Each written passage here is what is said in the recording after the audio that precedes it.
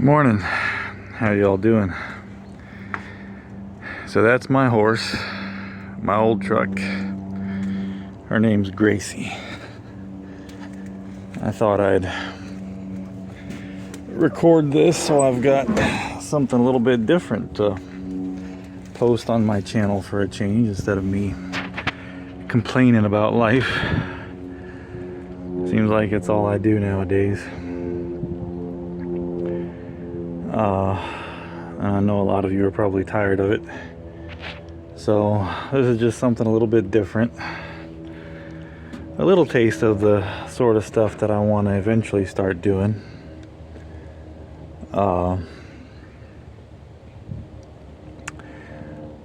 What you are looking at is the legendary Ford 300 inline 6-cylinder.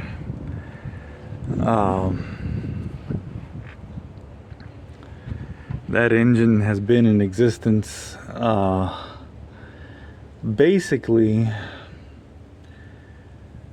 for over 100 years. Inline 6-cylinders, also called a straight 6.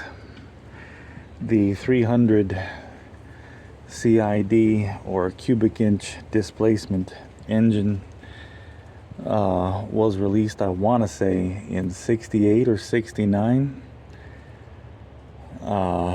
Before that, it was a 240 cubic inch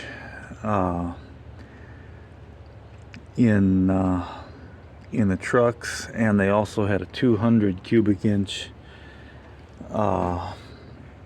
for small and mid-sized cars in the 60s. In 69, I believe around the same time they came out with 300, they also came out with a 250 cubic inch inline 6 that was debuted as the base option for the 69 Mustang, I think.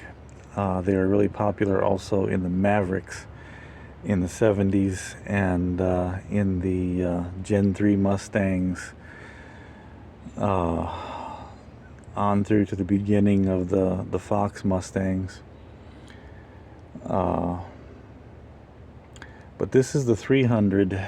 This engine, like I said, is legendary and is very well known for being extremely tough, extremely durable. You can't kill these engines. I mean, if you don't take care of it, after a while things are going to go wrong, but if you take care of it, it'll take care of you forever. And it doesn't really take a whole lot to take care of. There's not much to it. If you don't know mechanics, automotive engines and whatnot, and you're used to the term V6, that's a 6-cylinder and a much more common platform, especially nowadays. And the difference between a V and an inline is a V6 or a V8. The engine block is basically V-shaped, you know, and say if we had a V6, we would have a cylinder head on the passenger side and a cylinder head on the driver's side, and there would be 3 cylinders designated for each cylinder head. This is a straight 6 or an inline 6. That means there is a single cylinder head on the top of the engine, and that cylinder head connects to all 6 cylinders.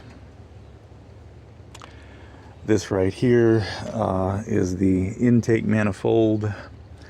This right here is the carburetor. Now I can see it.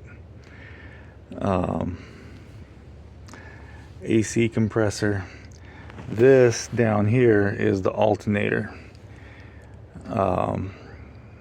That's what I'm having a problem with right now. That is no longer charging the electrical system. Battery right there. So if you think about it, say in extra simplistic terms, you can think of the charging and electrical system for a vehicle as a circle. And the alternator is in that circle, the main component of that circle, and then there's a line coming off the circle to the battery. The battery's a little circle. The battery's primary function is to start the vehicle.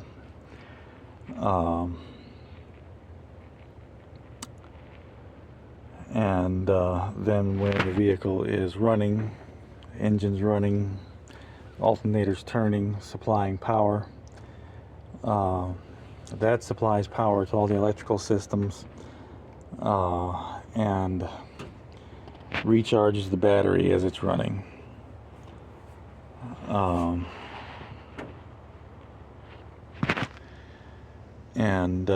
Right now my alternator is not working. It's not charging. I can tell that with a voltmeter. 12 volt battery. When the engine is not running, it should read 12 volts, 12.2, somewhere in that area. This one reads that way for a while, but because it has a bad cell, it does not hold a charge. It just sits here and slowly goes flat.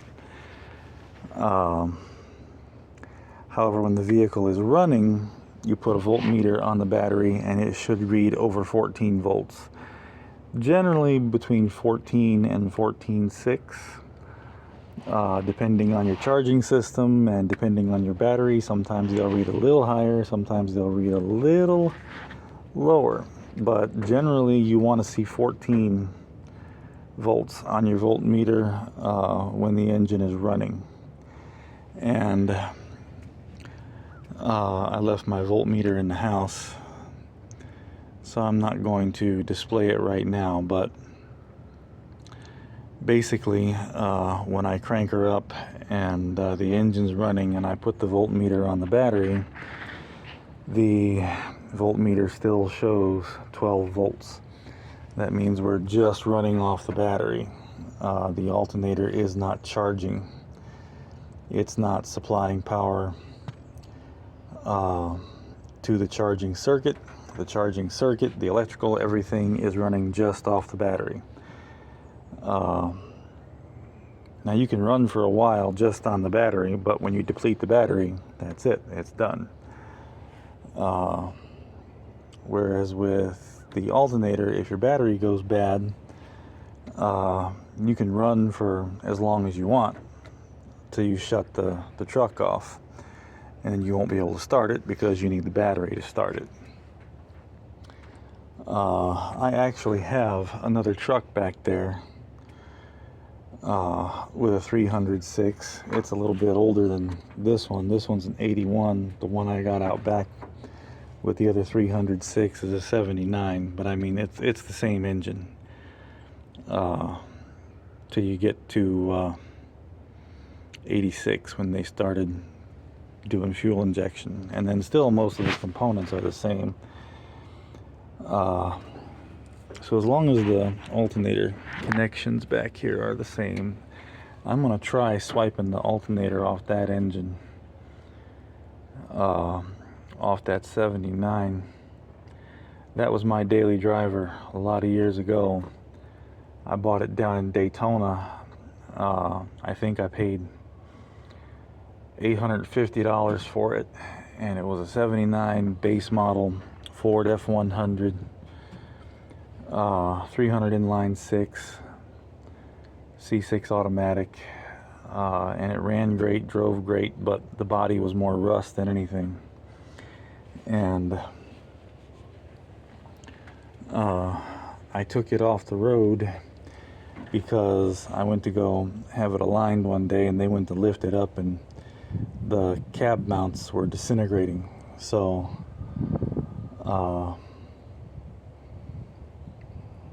I took it off the road, stuck it out back, wasn't sure if I was going to find another cab one day or use parts off of it. Being nostalgic and loving classic cars so much, it's kind of hard for me to scrap them even when there's no saving it.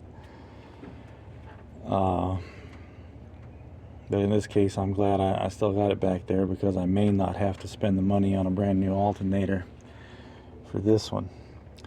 This truck is an 81 F250.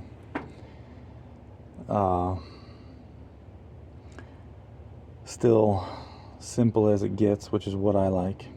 The 70s models Ford trucks are my absolute most favorite trucks in the world. Best trucks ever made, in my opinion. I love the way they look. Also for reliability, durability, dependability, you can't go wrong. But these early 80s era trucks are great too. And I got into these because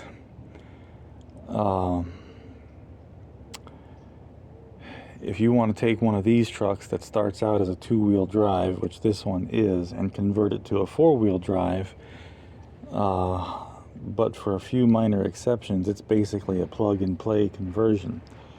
Whereas the 70s era trucks,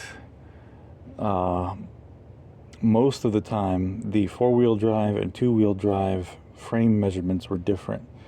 So it takes a lot of fab work, metal work, to convert a two-wheel drive 70s era Ford truck to a four-wheel drive. And sadly, I don't know metal fabrication. I can't weld. It's always been on the list of things to learn how to do, but I haven't got around to it yet. And I wanted a full-size four-wheel drive because it's a good thing to have. I've had them before, and they have been invaluable in during times like hurricanes, dealing with hurricane aftermath.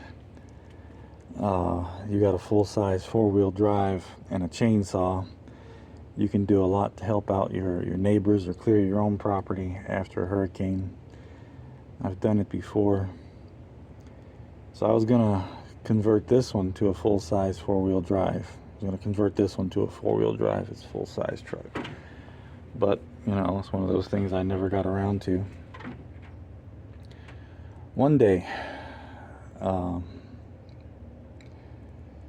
But for now, keeping it as it is. This used to be a farm truck, and according to the guy I bought her from, she spent most of her life as a farm truck in northwest St. Johns County. I can start her up, as I had it on the charger all night to make sure I could get Joey down to the bus stop and then get me home this morning. To excuse the mess. And when she's charged, everything works real good. Got a bad pin in the ignition switch, and I know how to change those out, but it's a pain in the butt. And I didn't have time to do it when it first went bad on me a couple of years ago. So I wired in a starter button, and it works fine, so I've just kept it. So you can't start this truck at the key, but you still have to put the ignition switch in the run position to engage the contacts. And then I've got a button down here. Just come down here and press it. It's alive.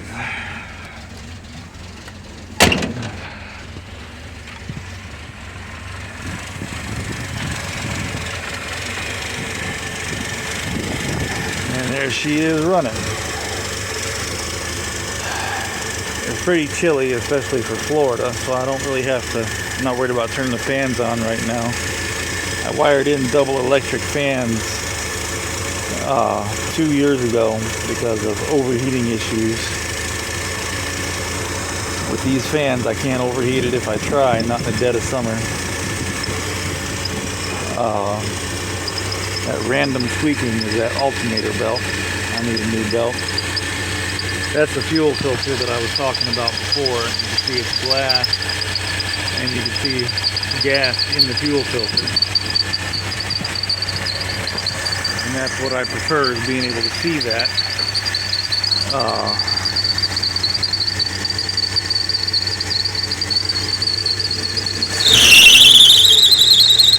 Oh, that squeak.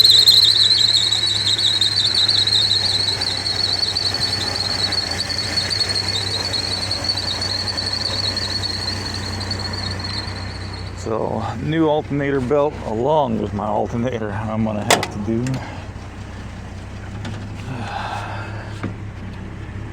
Yeah,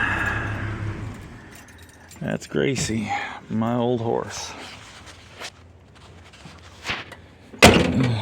Like I said, simple, you know, beat up old work truck, but I wouldn't trade it for 10 modern ones.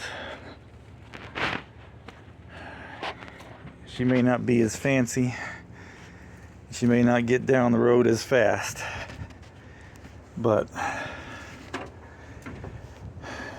she'll be getting down the road forever, where none of these modern ones will be on the road more than 8 or 10 years. This modern stuff is not built to last. It may work good when it works, but when there's issues, they make them to where it's hard to work on them. A lot of stuff you just can't do in your front yard. You got to take it to the dealership. Nowadays, it's getting to the point where there's stuff that, like a regular shop like Firestone or something like that, they can't do. You got to go to the dealership. And you know, it's just not worth it to me. I can't tell you how many modern vehicles I have towed off the side of the road trying to help folks out with this truck or other old trucks. You know, that new stuff is going to be broke down on the side of the road eventually, and this old girl's just going to keep right on trucking. So we're going to hook up the trickle charger.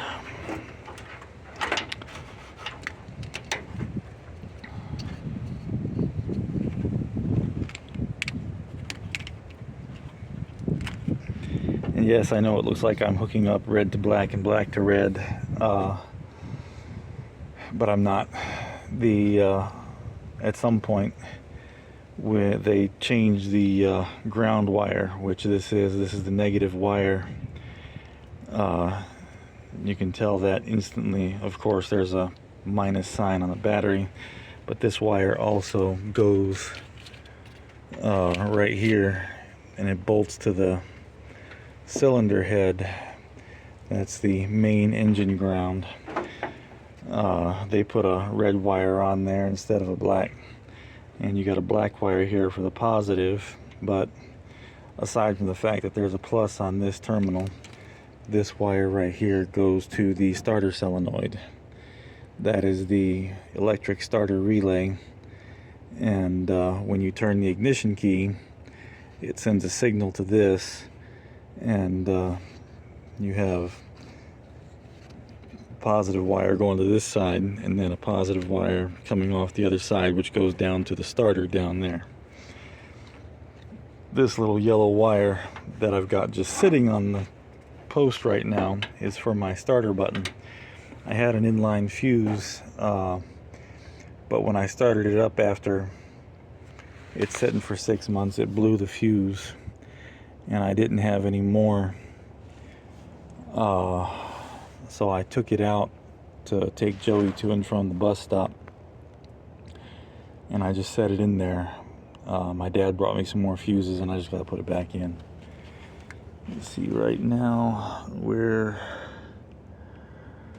you can see the charger. This battery is still got a full charge.